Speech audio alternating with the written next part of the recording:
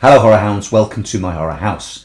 Last night I rewatched for the first time in years Blood on Satan's Claw, which now received wisdom has it as one of the three cornerstones of British cinematic folk horror, along with the Witchfinder General and the Wicker Man, a strange subgenre of folk horror that seems to have been willed into nebulous existence. I really only remembered the parts of Blood on Satan's Claw that probably we all remember. The film starts, it's set in the 18th century and starts with a farmer ploughing a new field and uncovering the remains of a thing, a part of a face and gloopy eyeball, and he describes it. It's not a man, it's certainly not an animal's remains. He describes it as the remains of a fiend.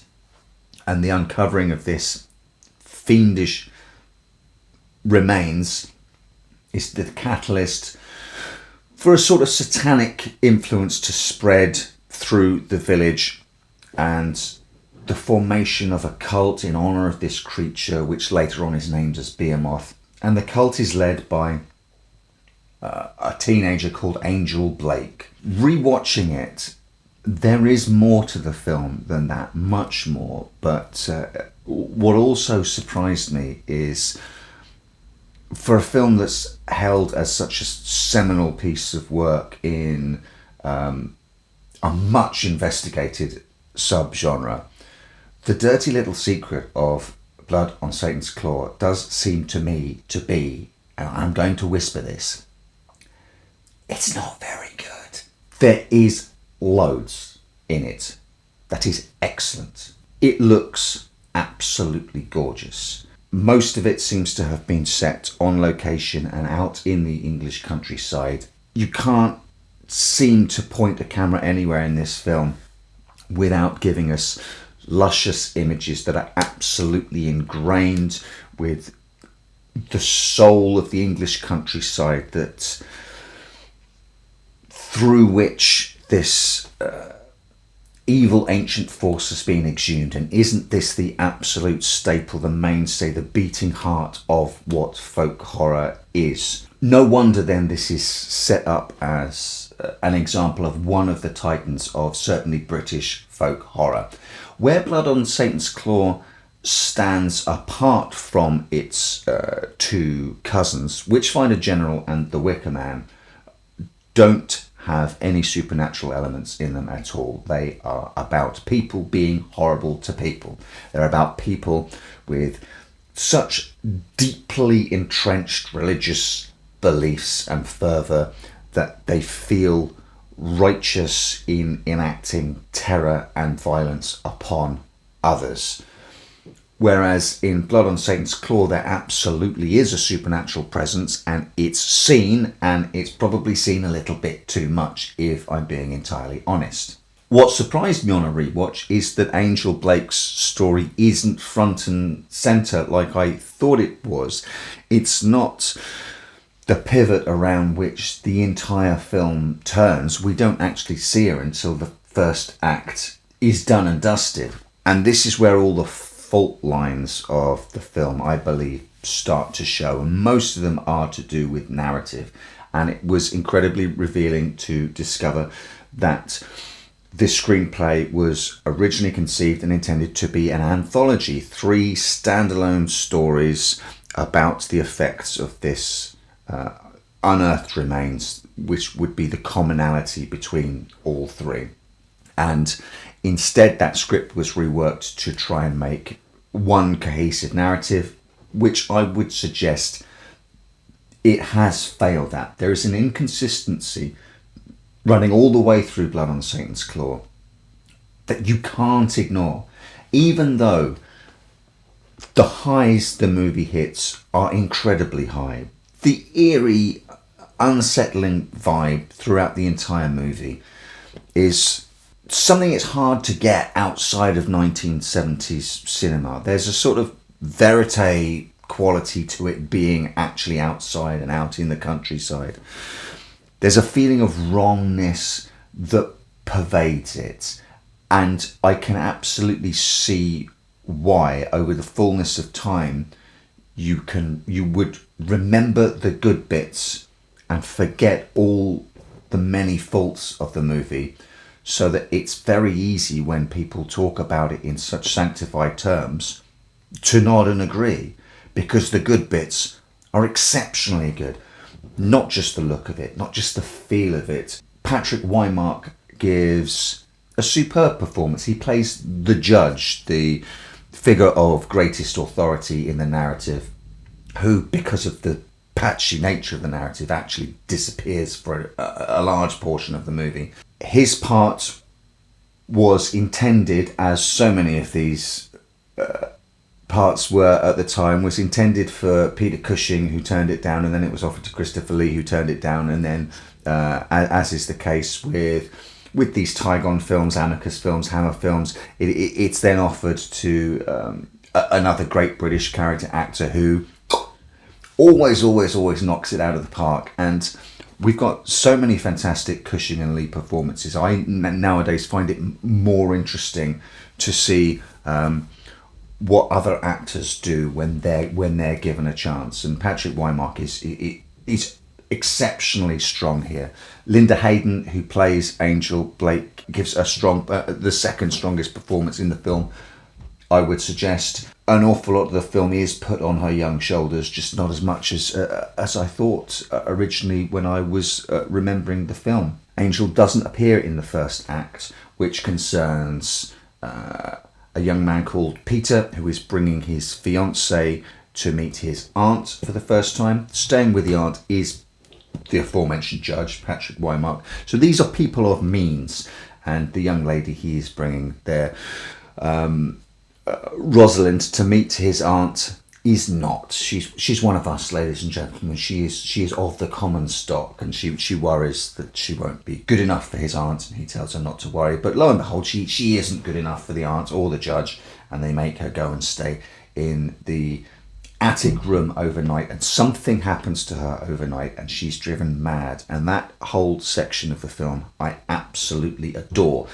The wrapping up of that story is where on a different night Peter goes and spends the night there and is attacked by the thing that's in there, but decides to fall asleep there anyway, is dunderheaded stupidity, and I'll just ignore that. It kicks off and is going absolutely great guns when Rosalind is finally taken out from the attic room the next day, and she's mad, and the sly look that goes across her face, and she has attacked the aunt and scratched her face, and you see it's with these little spindly claws that are now poking out from the sleeve of her nightgown. Ugh, loved all of it. The rest of the movie isn't bothered with any of that at all. That whole first section could just be jettisoned, and the rest of the movie would take place exactly as we see it, which is then more or less Angel's story, with whatever would have been the third story sort of clunked onto that. The problems that causes are purely narrative, and they're ones of inconsistency. Throughout the rest of the movie, the disciples of this fiend start getting the sort of the devil's mark on them, patches of hairy skin, and then they cut them off themselves and offer them to this creature because it is rebuilding itself, which in and of itself is an absolutely fascinating idea. And you see later on, one of them's lost a hand, some of them are bandaged up and bleeding. They're lopping off bits of themselves to sacrifice to this creature so it can rebuild itself. But it's not just the disciples of this creature that appears on. It seems that also that condition can be afflicted on the innocent.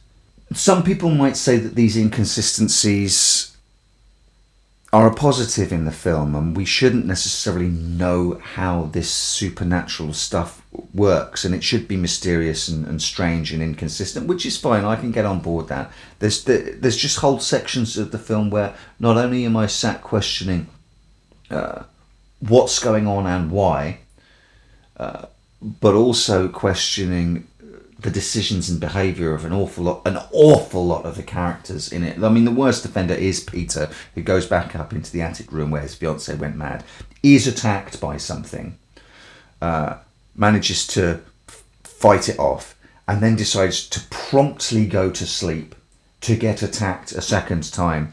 I wouldn't mind quite so much if any of this stuff fed into the rest of the movie. But his aunt, who was attacked by his fiancée, she gets a scratch over her face and is taken to her sickbed. And then we're told she has run off. And then there's attempts made to go and find her. And then those attempts are forgotten about. And then the film forgets about that character who's run off into the woods. So the story doesn't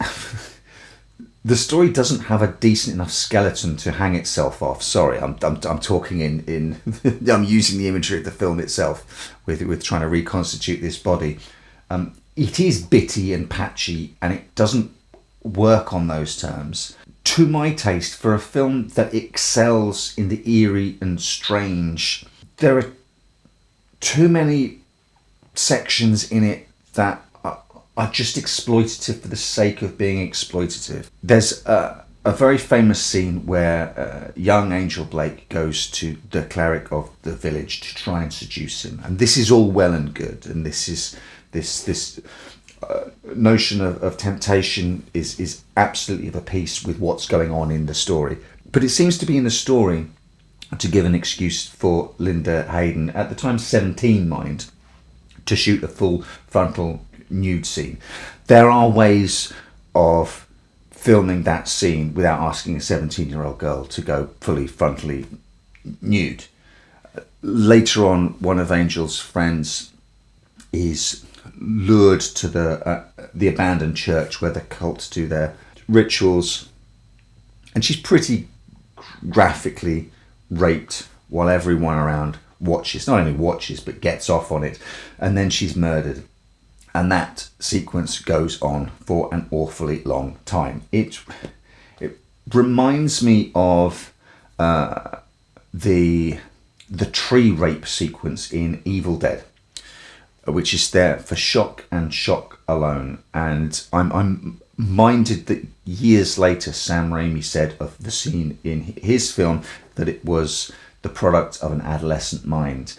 And too much of the shock value and exploitative stuff in Blood on Satan's Claw is adolescent, and it's male adolescence. And the film is worse off because of it.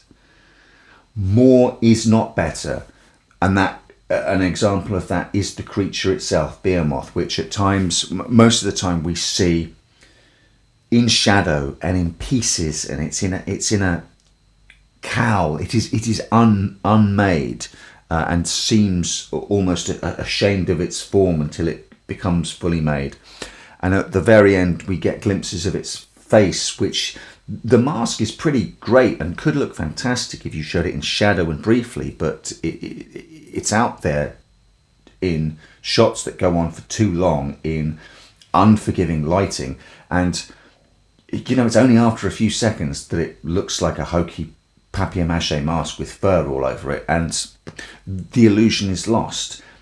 The same, I fear, is true for the exploitative sections of the movie, which are just there for shock value. It dispels the eerie and uneasy feeling that Blood on Satan's Claw absolutely excels at. So, I know I'm being incredibly down on this film. Its flaws are too numerous for me to just walk past and wholly praise this and say, oh yeah, absolutely, it's one of these, it's a seminal film in folk horror. It is, through stints of being one of the first, but that doesn't mean it's a work of art like The Wicker Man is. There's really interesting stuff going on. I found myself wondering, is Blood on Satan's Claw ripe for a remake? Yes and no. Yes, because I think with a much more cohesive script, you could actually say some things. The scriptwriter said he took as his inspiration the Manson cult, and Mary Bell, who is, I was going to say, a famous killer in this country, much less famous now. One of those strange sort of subsection of children who kill children. You can look up Mary Bell in your own time if you want. Those inspirations have been fed expertly into the script. You can see them there. There are Manson vibes. There is Mary Bell vibes. He's very successful at that. I do have to wonder how good his original script was. I imagine better. He was forced to put more elements from the Witchfinder General into this because that had been a success. So what comes out is a hodgepodge, a patchwork that doesn't hang together particularly well. But where it excels, it excels wonderfully. What a strange movie. It sounds like I'm really down on it, but I'm certain I will watch it again. I bid you welcome. I welcome you to my house. Welcome to my house. Welcome to my home.